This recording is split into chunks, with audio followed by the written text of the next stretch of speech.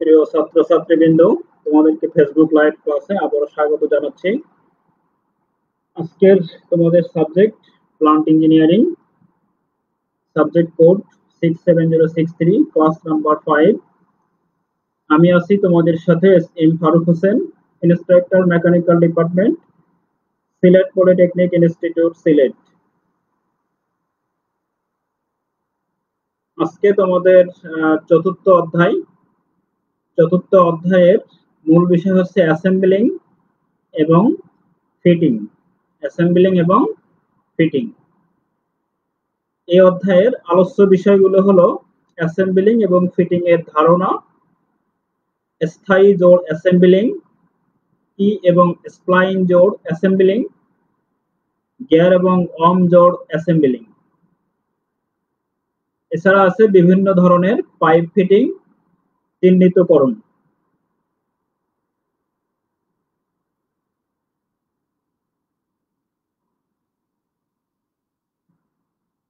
এই অধ্যায়ের দেখো প্রথম টপিকস অ্যাসেম্বলিং এবং ফিটিং এর ধারণা। যেকোনো যন্ত্র বা যন্ত্রাংশ বা প্রকৌশল কর্মকাণ্ড সম্পর্কিত দ্রব্য বিশ্লেষণ করলে দেখা যায় এদের প্রত্যেকটি একাধিক ছোট ছোট বিভিন্ন অংশের সমন্বয়ে গঠিত। এই অংশসমূহকে একটি আরেকটির সাথে নির্দিষ্ট নিয়মে অথবা কাঙ্ক্ষিতভাবে সংযোজন করে পূর্ণাঙ্গ একটি বস্তুর রূপ দেওয়া হয়। এখানে কোনো কোনো ক্ষেত্রে আবার একটি পূর্ণাঙ্গ দ্রব্য কাস্টিং করে তৈরি করা হয়। সেক্ষেত্রে সৌন্দর্য, খরচ, পরিবহন, মেরামত ও সংরক্ষণ এ সকল বিষয়সমূহকে বিবেচনা করে এই সমস্যা হওয়ার কারণে নতুন ভাবেই ছোট ছোট অংশ তৈরি করে বড় অংশ তৈরি করা হয় সংযোজনের মাধ্যমে। এই সংযোজনগুলো তোমরা দেখো, যেমন যদি একবারেই যদি তোমার একটা মেশিন তৈরি করে দেওয়া হয় পূর্ণাঙ্গ কাস্টিং এর মাধ্যমে, তাহলে তুমি এই মেশিনটাকে সেট আপ করতে তোমার, যেমন আমি একটা এক্সাম্পল দিই, আমাদের মেশিন শপ যে ল্যাব, এখানে বাইরের গেট, ভিতরের গেট, মেশিনটা ভিতরে ঢোকানোর সময় আমাদের মেশিনটা খোলা না থাকলে আমরা ঢুকাইতে পারতাম। সেজন্য আমাদের ওই দরজা দিয়ে প্রথমে ঢুকানোর জন্য ছোট ছোট অংশকে নিয়ে আসা হয়েছে, তারপরে এটাকে অ্যাসেম্বলিং করে ফিটিং করে নতুন রূপ দিয়ে একটা পূর্ণাঙ্গ মেশিন পেয়েছে। এই মেশিনগুলোতে দেখো বিভিন্ন ধরনের নাট, বোল্ট, ওয়েল্ডিং, তারপরে গিয়ার, বেল্ট, এই বিভিন্ন জিনিস দিয়ে এটাকে জয়েন করে করে কাজ করা হয়। কোনো কোনো ক্ষেত্রে গ্লু ব্যবহার করা হয়। তো এই জিনিসগুলোই আমাদের অ্যাসেম্বলিং এবং ফিটিং এর মেন থিম, যে একটা বড় অংশ যদি আমরা পূর্ণাঙ্গ কাস্টিং করে তৈরি করি তাহলে সেটার ক্ষেত্রে অনেক অসুবিধা হয়, তার সৌন্দর্য ঠিক থাকে না, খরচ বেশি হয়, তারপরে মেরামত করা অসুবিধা হয়ে যায়। সেক্ষেত্রে ছোট ছোট অংশ জয়েন্ট যুক্ত করে যদি আমরা এটাকে ফিটিং করি বা অ্যাসেম্বলিং করি তাহলে ওই সমস্যাগুলো আর থাকে না। ছোট ছোট অংশ যদি কোনো সময় মেরামত প্রয়োজন হয় তাহলে মেরামত করে আবার এটাকে পূর্ণরূপে কাজ করা যায়। তাহলে এই জোড়গুলো দেখা যাক আমরা কি কি পদ্ধতিতে করা যেতে পারে। স্থায়ী জোড় অ্যাসেম্বলিং এই অধ্যায়ের আলোচনা। প্রথমত স্থায়ী জোড় অ্যাসেম্বলিং, ওয়েল্ডিং একটা প্রসেস। ওয়েল্ডিং এর মধ্যে আমরা দেখেছি আর্ক ওয়েল্ডিং। এখানে একটা মেশিনের চিত্র দেওয়া আছে। এই আর্ক ওয়েল্ডিং এর মাধ্যমে দেখো বৈদ্যুতিক কারেন্টের তাপে ধাতুকে গলিয়ে ফেলা হয়। এখানে একটা ইলেকট্রোড ব্যবহার করা হয় মধ্যস্থলে দুইটা বস্তুকে যুক্ত করার জন্য, জয়েন করার জন্য। এই ধাতুকে গলিয়ে ওই দুই ধাতু এবং ইলেকট্রোডের ধাতু গলিয়ে একই সাথে একটা জোড় তৈরি করে। এখানে যে জোড়টা তৈরি করে এই ধাতুর জয়েন করার জন্য, এই মেটালকে জয়েন করার জন্য এই স্থানে পরিষ্কার থাকতে হয়, আদারওয়াইজ ওই জায়গা থেকে একটা ওয়েল্ডিং এর ত্রুটি তৈরি হয়, ব্লো হোল হতে পারে। এছাড়া এই জন্য ওই জায়গাটা পরিষ্কার করা, প্রস্তুতি করা, সুন্দর করে মসৃণ করে এটাকে জয়েন করতে পারলে একটি পূর্ণাঙ্গ দ্রব্যর ক্ষেত্রে ভালো ফল পাওয়া যেতে পারে। একই সাথে ওইখানে যে জোড়টা তৈরি হবে, একটা সিম থাকবে, ওয়েল্ডিং জয়েন্ট যেটা, এই সিমের পরিমাপের উপরও অনেক সময় ডিপেন্ড করে। এখানে ধাতুর উপর মরিচা ময়লা যদি থাকে, তাহলে এই সিমে মরিচা, এখানে ভালো সিম সৃষ্টি হয় না, এবড়ো থেবড়ো হয়ে যায়, চারিদিকে ছিটে যেতে পারে। এরপরে সরু সিম যদি হয়, চিকন সিম যদি হয়, সেক্ষেত্রেও অসুবিধা হয়, দুর্বল জোড় গঠন করে। আবার যদি বেশি মোটা হয়ে যায়, তাহলে বিদ্যুৎ শক্তি অপচয় করে এবং জোড়ার সৌন্দর্য নষ্ট করে। এজন্য একবারে পূর্ণাঙ্গ একটা সুন্দর সৌন্দর্য সহকারে মিডিয়াম সাইজের সিম তৈরি করে জোড়াটাকে সম্পন্ন করা হয় আর্ক ওয়েল্ডিং এর মাধ্যমে। এরপরে এখানে আরো submerged arc welding, shielded arc welding এর মাধ্যমে জোড়ার গুণাগুণ বৃদ্ধি করা যায়। এছাড়া নিষ্ক্রিয় গ্যাস ব্যবহার করে argon, hydrogen, carbon die oxide ব্যবহার করে ওয়েল্ড এরিয়াকে রক্ষা করা যায় অন্যান্য কেমিক্যাল রিঅ্যাকশন থেকে। তাছাড়া আমরা দেখতে পারি গ্যাস ওয়েল্ডিং একটা আরেকটা পার্ট, আর্ক ওয়েল্ডিং যেটা সরাসরি কারেন্টের মাধ্যমে হয়। আবার গ্যাস ওয়েল্ডিং অক্সিজেন এবং অ্যাসিটিলিনের সমন্বয়ে এখানে গঠিত হয় একটা অক্সি অ্যাসিটিলিন শিখা। এই শিখার মাধ্যমে ধাতুকে উচ্চ তাপমাত্রায় গলানো হয় এবং দুইটা, একটা ফিলার মেটাল ব্যবহার করা হয়। এই ফিলার মেটাল এবং ওই ধাতুদ্বয়ের গলন মাধ্যমে মধ্যস্থলে একটা জোড়া তৈরি করে। এ প্রক্রিয়ায় অক্সিঅ্যাসিটিলিন গ্যাস মিশ্রণ একটি গ্যাস টর্চে ব্যবহার করে ধাতুকে উত্তপ্ত করা হয়। এখানে জ্বলন্ত গ্যাস মিশ্রণের তাপমাত্রা 3100 ডিগ্রি থেকে 3200 ডিগ্রি সেলসিয়াস পর্যন্ত হয়ে থাকে। ব্যবহৃত অতিরিক্ত ধাতুর মধ্যে মূল ধাতু ব্যতিরেকে 0.06 থেকে 0.1% কার্বন থাকে। এরপরে 0.1 থেকে 0.25% সিলিকন থাকে ও 0.2 থেকে 0.4% পর্যন্ত ম্যাঙ্গানিজ অন্তর্ভুক্ত থাকে। এখানে গ্যাস ওয়েল্ডিং এর একটা চিত্র তোমাদেরকে দেখানো হয়েছে পাশে। এছাড়াও অন্যান্য ওয়েল্ডিং এর মধ্যেও একটা টিগ ওয়েল্ডিং এর চিত্র দেখানো হয়েছে, যেখানে টাংস্টেন ইলেকট্রোড ব্যবহার করা হয়। তো গ্যাস ওয়েল্ডিং এর ক্ষেত্রে বিভিন্ন ধরনের শিখা তৈরি হয়, যেমন অক্সিডাইজিং শিখা, তারপরে নিউট্রাল শিখা, কার্বোরাইজিং শিখা। এই শিখাগুলোর মাধ্যমে একটা নিউট্রাল শিখা তৈরি করে পূর্ণাঙ্গ অক্সি অ্যাসিটিলিন শিখা, যেটা দিয়ে আমরা মূলত ওয়েল্ডিং কাজ সম্পন্ন করে থাকি। এছাড়া আমাদের ওয়েল্ডিং এর ক্ষেত্রে কন্ট্যাক্ট ওয়েল্ডিং, এ ধরনের ওয়েল্ডিং সাধারণত স্পট, লাইন অথবা কাট আকারে হয়ে থাকে এবং শীট মেটালের মধ্যে সীমাবদ্ধ থাকে। জোড়কৃত অংশটা ইলেকট্রোডের সঙ্গে সংযুক্ত রেখে বিদ্যুৎ প্রবাহ চালনা করা হয়, ফলে তাপ উৎপন্ন হয় এবং ওয়েল্ড তৈরি করে। এ প্রক্রিয়া মৃদুবায়ী এবং দক্ষ শ্রমিকের মাধ্যমেই হয়ে থাকে। এছাড়া কোল্ড ওয়েল্ডিং আমাদের একটা পার্ট। এখানে ঘর্ষণ ও চাপ প্রয়োগের সময় ব্যবহার করা হয়ে থাকে। এখানে দেখা যায় আমাদের ঘর্ষণের মাধ্যমে এই প্রক্রিয়ায় জোড় তৈরির দুই অংশের এক অংশের প্রান্ত উচ্চ ঘূর্ণনরত অবস্থায় অপর প্রান্তের সংস্পর্শে আসে। উচ্চ ঘূর্ণনের ফলে প্রান্তদ্বয়ে উচ্চ তাপ উৎপন্ন হয় ও তারা একত্রিত অবস্থায় যুক্ত হয়ে স্থির হয়। এখানে চিত্রের মাধ্যমে দেখানো আছে, এটা হলো তোমাদের ঘর্ষণের মাধ্যমে জয়েন করা। এরপরে চাপের মাধ্যমে, চাপ প্রয়োগে কোল্ড ওয়েল্ডিং কক্ষ তাপমাত্রায় সম্পন্ন করা হয়। এই চিত্রের মধ্যে দেখানো আছে জোড়কৃত অংশের তলসমূহ পরিষ্কার করে উচ্চ চাপে সংস্পর্শে আনা হয়। এর ফলে ধাতুর কণাসমূহ বিয়োজিত হয় এবং অংশসমূহ একত্রিত হয়ে ওয়েল্ড গঠিত হয়। কোল্ড ওয়েল্ডিং প্রধানত অ্যালুমিনিয়াম সংকার, এরপরে কপার ধাতুর ক্ষেত্রে ব্যবহার করা হয়।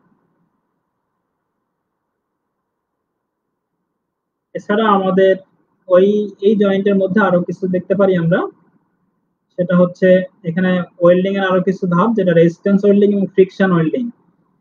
এখানে চিত্রের মধ্যে দেখানো আছে, এদের পার্থক্য হলো বিদ্যুৎ প্রবাহে বাধা সৃষ্টি করে রেজিস্ট্যান্স ওয়েল্ডিং, উৎপন্ন তাপ যেটা হয় এটা কাজে লাগে ওয়েল্ডিং কার্য সম্পন্ন করে।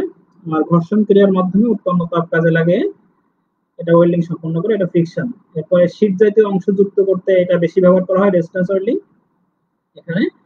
এরপরে নির্দিষ্ট আকারের ভারী অংশ যুক্ত করতে ফ্রিকশন ওয়েল্ডিং ব্যবহার করা হয়। এছাড়া অসম আকারের অংশ যুক্ত করার জন্য ব্যবহার করা হয় এই রেজিস্ট্যান্স ওয়েল্ডিং।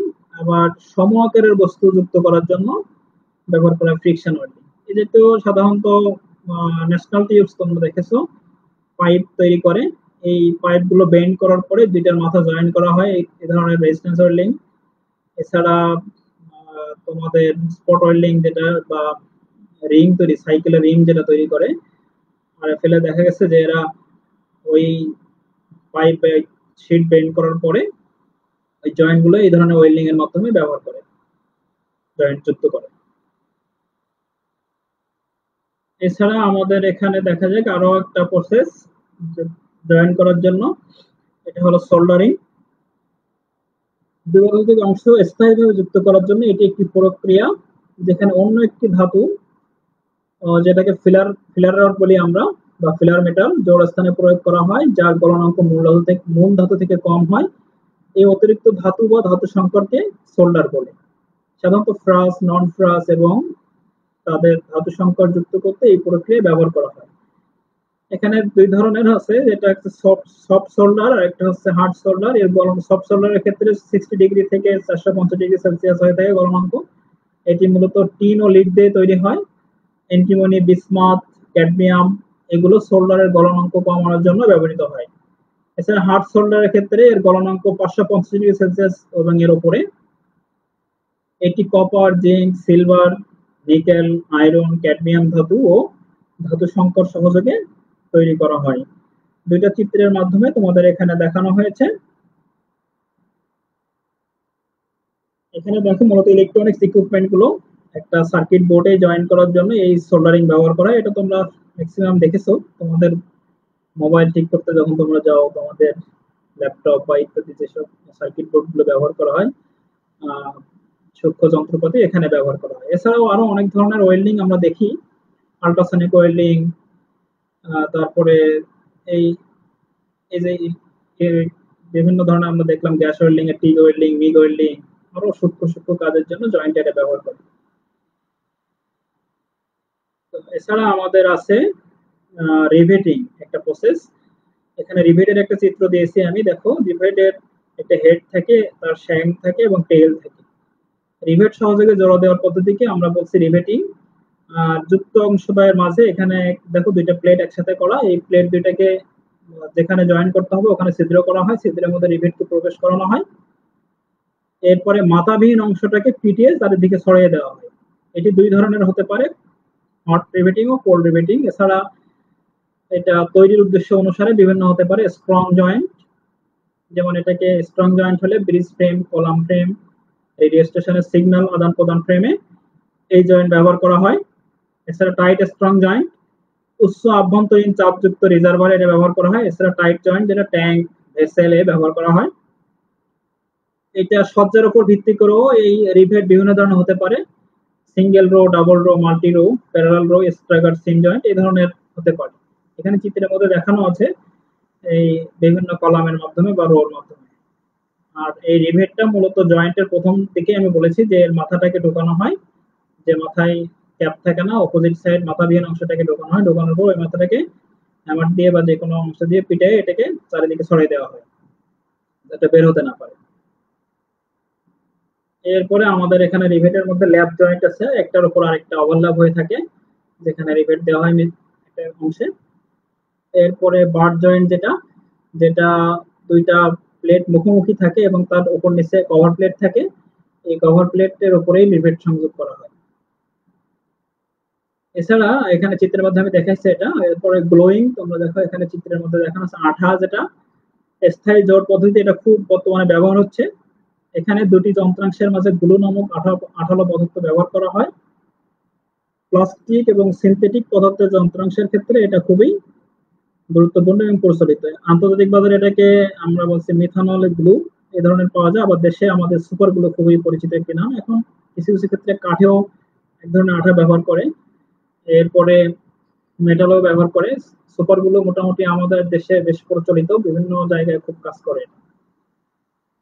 এছাড়া আছে আমাদের ইন্টারফারেন্স ফিট। এক্ষেত্রে মূলনীতি জড়িত অংশের একটির মধ্যে অন্যটিকে অত্যাধিক চাপে প্রবেশ করানো হয় এবং এর ক্ষেত্রে শক্তিশালী জোড় তারা তৈরি করতে পারে। চিত্রের মধ্যে সেটা দেখানো হয়েছে। এই পদ্ধতিতে জোড়কৃত এটা খুব টর্ক পরিবহনে, অক্ষীয় বল পরিবহন এবং উভয় ক্ষেত্রে ব্যবহার করা হয়। এটা খুবই বর্তমানে খুব প্রচলিত একটা পদ্ধতি।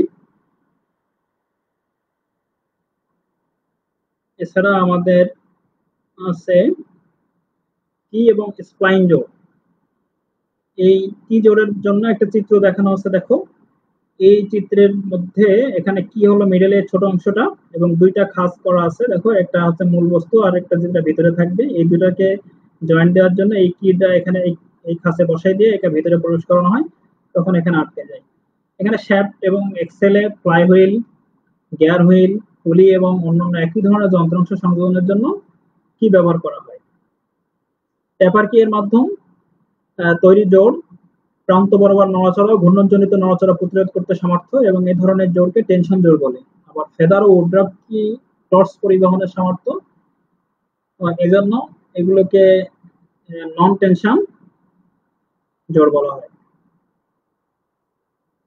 এছাড়া আমাদের এই ট্যাপার কি এ ধরনের বিভিন্ন ধরনের কি হতে পারে। ট্যাপার এই কিগুলো সাধারণত ওয়েজ আকৃতিতে 1:100 অনুপাতে ট্যাপার করে তৈরি করা হয় এবং বল প্রয়োগে শ্যাফট ও হাবের মধ্যে প্রবেশ করানো হয়। এছাড়া আছে ফেদার কি, এই কিগুলো শ্যাফট এবং সংযুক্ত যন্ত্রাংশের ভালো অক্ষীয় মিলকরণে ও স্থির ও স্লাইডিং জোড়া তৈরিতে ব্যবহার করা হয়। এছাড়া আমাদের আছে গাইড কি, জোড়কৃত যন্ত্রাংশের একটির সাপেক্ষে অন্যটি নড়াচড়া করলে এই কিগুলো ব্যবহৃত হয়। Clock class, sliding gear wheel এ সকল ক্ষেত্রে এটা বেশি উপযোগী। এছাড়া আছে উড্রাফ কি, এই কিগুলো সাধারণত ফেদার কি সময়ের নেয় এবং একই লোড বহন করে। কি ও তার শীটের মাধ্যমে টর্ক পরিবহন করে। ওয়েজ কি, এইগুলো সেম ওয়েতে 1:100 অনুপাত ট্যাপার সহকারে দুটি ওয়েজ নিয়ে গঠিত। ওয়েজ কি এর প্রশস্ত তল শ্যাফটের বৃত্তাকার তলের সাথে স্পর্শক ভাবে থাকে। এই কিগুলো 100 মিলিমিটারের বেশি ব্যাস বিশিষ্ট শ্যাফটে সংযোজিত করা হয়। এছাড়া আমাদের আছে স্প্লাইন জোড়। বর্তমানে প্রকৌশল কাজে এই জোড় ব্যাপকভাবে ব্যবহৃত হচ্ছে। বেশি টর্ক পরিবহনে এই জোড় ডিজাইন করা হয়। এক্ষেত্রে শ্যাফট এবং সংযোজিত অংশের ভালো অক্ষীয় মিল পাওয়া যায়, শ্যাফটের পূর্ণ সামর্থ্য পাওয়া যায়, বিশেষ করে যখন বেশি সংখ্যক স্প্লাইন কাটা হয়, কারণ বেশি স্প্লাইন থাকলে স্লটের গভীরতা কমে যায়। এই জোড়া সংযোজনে কোনো ফিটিং কার্যক্রম প্রয়োজন হয় না। এখানে কয়েকটা চিত্র আমি দিয়েছি, একটা দেখো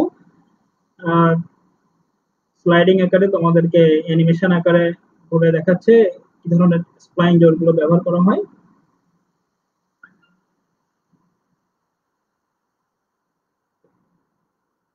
এছাড়া আমাদের আছে গিয়ার এবং আর্ম জোড় অ্যাসেম্বলিং। স্পার গিয়ার ডিজাইন এবং তৈরিতে সহজ।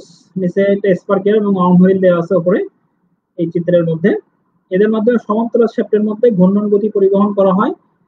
চালক শ্যাফটে যে গিয়ার হুইলটি সংযোজন করা হয় তাকে চালক গিয়ার হুইল বলে এবং এর সাথে যে গিয়ার হুইলটি মিলিত অবস্থায় থাকে বা থেকে ঘুরে তাকে বলছি আমরা চালিত গিয়ার হুইল। এই গিয়ার গুলোর রেশিও দেওয়া আছে, তোমরা মেকানিক্সের গিয়ার ট্রেন অধ্যায়ে এটা পড়েছো যে দুইটা গতির অনুপাত, চালিত হুইলের অনুপাত এবং চালিত এবং চালক হুইলের অনুপাত N6/N1/N3/N1 এইভাবে দিয়ে তোমাদের এই রেশিও মেনটেন করা। অনেক ক্ষেত্রে দাঁত সংখ্যা দিয়ে করা যায়, T1/T2 দাঁত সংখ্যার অনুপাত দিয়েও চালক ও চালিত গিয়ারের এই রেশিও বের করা যায়, গিয়ার রেশিও বলে এটাকে। এখানে তোমাদের এই বিষয়গুলো বিস্তারিত আলোচনা আছে গিয়ার ট্রেন অধ্যায়ে, ইঞ্জিনিয়ারিং মেকানিক্স, যেটা তোমরা আগে শিখে এসেছো, তারপরে আমি ধারণা দিলাম। এরপরে আমাদের এই গিয়ার ড্রাইভ গুলোকে বিভিন্ন ভাবে ভাগ করা যায়। একটা হচ্ছে ওপেন ড্রাইভ, এটি সাধারণত কম গতি সম্পন্ন, একে নিয়মিত লুব্রিকেটিং করতে হয়। এরপরে আছে হাফ ওপেন ড্রাইভ, এখানে অয়েল বাথের একটি মেশিন থাকে যেটা দিয়ে লুব্রিকেশনের কাজ করে। এছাড়া আছে ক্লোজ ড্রাইভ, এটির গিয়ার হুইল সমূহ অয়েল বাথ অথবা চাপযুক্ত তেলের মাধ্যমে লুব্রিকেটিং পেয়ে থাকে সারাক্ষণ কাজের রানিং অবস্থায়। এছাড়া তোমাদের আর্ম জোড় অ্যাসেম্বলিং, যেটাতে দেখা যাচ্ছে যে সকল ক্ষেত্রে 90 ডিগ্রি কোণে শ্যাফট দ্বয় পরস্পরকে সেট করে একটা চিত্র দেখানো আছে এখানে, সেখানে আর্ম গিয়ার ব্যবহার করা হয়। এর মাধ্যমে ট্রান্সমিশন রেশিও ভালো পাওয়া যায়। সাধারণত এগুলো সিঙ্গেল, ডবল, মাল্টিপল থ্রেড বিশিষ্ট হয়ে থাকে।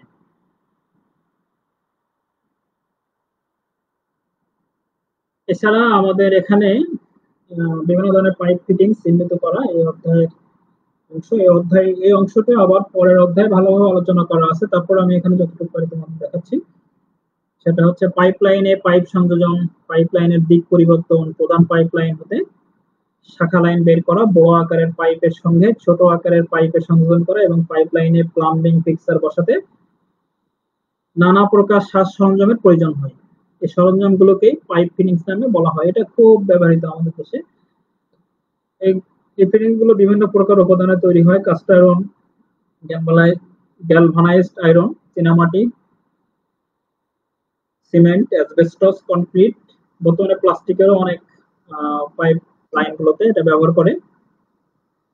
এছাড়া আমরা এই ফিটিংস গুলোকে বিভিন্ন ভাবে ভাগ করতে পারি। একটা হচ্ছে ফ্লাঞ্জড পাইপ ফিটিংস, যেটা আমি চিত্রের মধ্যে দেখানোর চেষ্টা করেছি। কাস্ট আয়রন ও রড আয়রন দ্বারা তৈরি পাইপ ফ্লাঞ্জযুক্ত এবং ফ্লাঞ্জবিহীন উভয় প্রকারে হয়ে থাকে।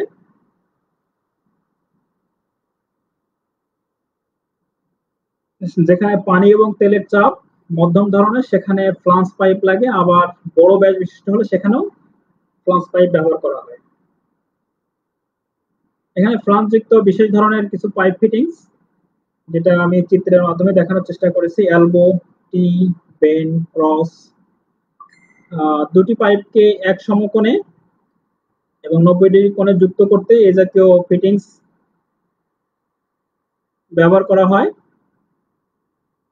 এছাড়া টি, যেটা এই এলবো দেখো, এই এখানে 90 ডিগ্রি এলবো, এটা 45 ডিগ্রি এলবো দেখানো আছে চিত্রের মধ্যে। টি, যেটা কোনো পাইপলাইন হতে এক সমকোণে একটি শাখা পাইপলাইন বের করতে টি সংযোগ ব্যবহার করা হয়। আমাদের এখানে এই যে স্ট্রেট টি যেটা দেখানো আছে, এটা হলো স্ট্রেট টি। এরপরে দুটি পাইপকে এক সমকোণের অধিক কোণে যুক্ত করার জন্য বেন সংযোজন করা হয়। এরপরে আছে আমাদের ক্রস। চারটি পাইপলাইন যখন কোনো এক স্থানে মিলিত হয় বা কোনো পাইপলাইন হতে উভয় দিকে এক সমকোণে শাখা বের করতে হয়, তখন এই ধরনের ফিটিংস খুবই উপযোগী। এখানে দেখো চিত্রের মধ্যে স্ট্রেট পাইপ, স্ট্রেট ক্রস দেখানো আছে, চারদিকে চারটা মাথা। এখানে থ্রেড করা থাকে সাধারণত, থ্রেডের মধ্যে পাইপটাকে সংযোগ করা হয় চারদিকে।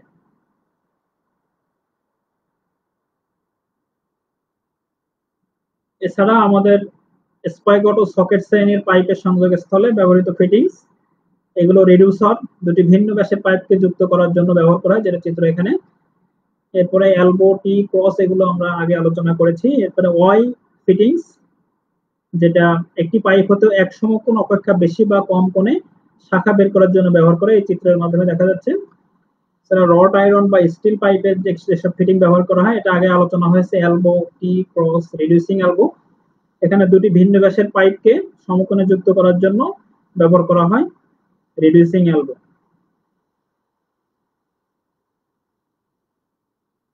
এছাড়া পাইপ ফিটিংস এর রড আয়রন বা স্টিল পাইপের যেসব ফিটিং, রিডিউসিং টি, কোন পাইপ হতে একদিকে এক সমকোণে অপেক্ষাকৃত কম ব্যাসের শাখা বের করার জন্য রিডিউসিং এই টি ব্যবহার করা হয়। 135 ডিগ্রি এলবো, দুটি সমান ব্যাসের পাইপকে সমকোণ অপেক্ষা অধিক অথবা 135 ডিগ্রি কোণে সংযুক্ত করার জন্য এই জয়েন্ট ব্যবহার করা হয়। ওয়াই ফিটিং, যেটা আগে আলোচনা করা হয়েছে। সকেট, এখানে দুটি সমান ব্যাসের পাইপকে সমকোণ অপেক্ষা অধিক অর্থাৎ 135 ডিগ্রি কোণে সংযুক্ত করার জন্য এই জয়েন্ট ব্যবহার করা হয়, ওয়াই আলোচনা করা হয়েছে। এরপরে সকেট, দুটি সমান ব্যাসের পাইপকে একই অক্ষে সূত্রে একই সাথে জয়েন করার জন্য সকেট ব্যবহার করা হয়। সরলভাবে সংযোগ দেওয়ার জন্য ব্যবহার করা হয়। রিডিউসিং সকেট সেম, দুটি ভিন্ন ব্যাসের পাইপকে একই রেখায় সংযুক্ত করার জন্য রিডিউসিং সকেট ব্যবহার করা হয়। এরপরে দেখো ক্যাপ, এর এক প্রান্ত থেকে বন্ধ ক্যাপ, এখানে এই চিত্রে দেখানো আছে, আরেক প্রান্ত থ্রেড যুক্ত থাকে, যেটা পাইপের কোনো প্রান্তের মধ্যে থ্রেড কাটা অংশে, স্ক্রু থ্রেড করা অংশে সেখানে ঢোকাই দেওয়া হয়, প্রবেশ করানো হয়। এরপরে প্লাগ, এর উপরিভাগ স্ক্রু থাকে আর এই বাইরের সাইড হেক্সাগোনাল বা রেক্টাঙ্গুলার থাকতে পারে অথবা স্কোয়ার থাকতে পারে। এর উপরিভাগে স্ক্রু থ্রেড করা থাকে, পাইপের প্রান্তকে বন্ধ করতে একে পাইপের মধ্যে প্রবেশ করানো হয়। এখানে থ্রেড দিয়ে প্যাচের মাধ্যমে এটাকে ঢোকানো হয়। এছাড়া রড আয়রন বা স্টিল পাইপের ক্ষেত্রে কিছু ফিটিংস, রানিং নিপল, এই যে নিপলের চিত্র দেওয়া হয়েছে, এর উপরি অংশে স্ক্রু থ্রেড করা থাকে, ভিতরের দিকে স্ক্রু থ্রেড করা থাকে। এর দুটি পাইপকে, দুইটা পাইপের দুই মাথায় স্ক্রু থ্রেড করা যুক্ত অংশে থ্রেড প্যাচের মাধ্যমে এটাকে প্রবেশ করানো হয়। এছাড়া বুশিং একটা দেখানো আছে এখানে, এর ভিতর ও বাইর স্ক্রু থ্রেড করা থাকে। স্ক্রু থ্রেড বিশিষ্ট কোনো পাইপের প্রান্তের ব্যাসকে কমানোর জন্য এর ভিতরে একে প্রবেশ করানো হয়। এরপরে নিপল আগে বলা হয়েছে, এর উপরি অংশে স্ক্রু থ্রেড করা থাকে এবং স্ক্রু থ্রেড করা দুটো পাইপকে সংযোগ করার জন্য, সরল সরল রেখায় সংযোগ করার জন্য এটা ব্যবহার করা হয়। এখানে এক্সপানশন বেন্ট, এক্সপানশন জয়েন্ট এখানে এটা চিত্রের মধ্যে দেখানো হয়েছে। পাইপের ভিতরে তরল বা অন্য কোনো ক্রিয়ার ফলে যে স্থানে পাইপের তাপমাত্রা পরিবর্তন বেশি হয় সেখানে এক্সপানশন জয়েন্ট বা এক্সপানশন বেন্ট প্রয়োজন হয়। এই জয়েন্টের ক্ষেত্রে স্লিভ অংশটি সকেট অংশের মধ্য দিয়ে সরে যায়। এছাড়া ইউনিয়ন একটা পার্ট এখানে, একে ইউনিয়ন সকেটও বলা হয়। এটা দেখানো হচ্ছে এই যে কোন চিত্রের মাধ্যমে। ইউনিয়ন সহজে পাইপলাইন ফিটিংস খোলা ও লাগানোর জন্য এই জাতীয় সংযোজন খুব বেশি ব্যবহার করা হয়।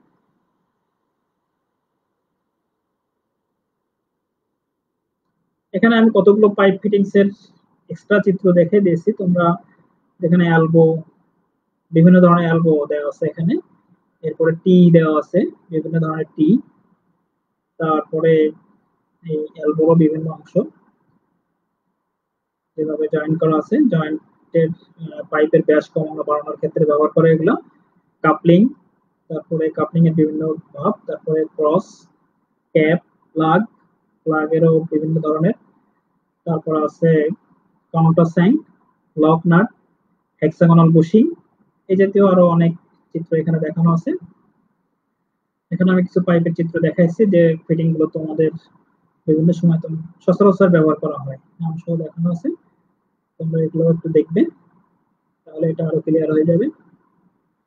এছাড়া তোমাদের এই সপ্তাহের জন্য তোমাদের কাজ হলো স্থায়ী জোড় পদ্ধতি কি এবং কেন একে স্থায়ী জোড় বলা হয়, রেজিস্ট্যান্স ওয়েল্ডিং ও ফ্রিকশন ওয়েল্ডিং এর পার্থক্য লেখো, চিত্র সহ কি এবং স্প্লাইন জোড় সংযোজন বর্ণনা করো, গ্লোয়িং পদ্ধতির সুবিধাগুলো লেখো, গিয়ার ও অন জোড় সংযোজন ব্যাখ্যা করো। এগুলো তোমরা পড়বে, লিখবে এবং খাতাগুলো পরে তোমরা জমা দিবে, যেটা আমরা মার্কিং এর জন্য ব্যবহার করব। এছাড়া এই ভিডিওটি তোমরা পুনরায় দেখতে ভিজিট করো skills.gov.bd/tte এবং www.facebook.com/skills.gov.bd। তো আজকের মতো এখানেই শেষ করতে চাচ্ছি। তোমাদের তোমাদের সবাইকে ধন্যবাদ জানিয়ে ঘরেই থাকো এই প্রত্যাশা ব্যক্ত করে, বাসায় বেশি বেশি পড়ালেখা করো, স্টাডি করো এই প্রত্যাশা ব্যক্ত করে শেষ করছি। সবাইকে ধন্যবাদ।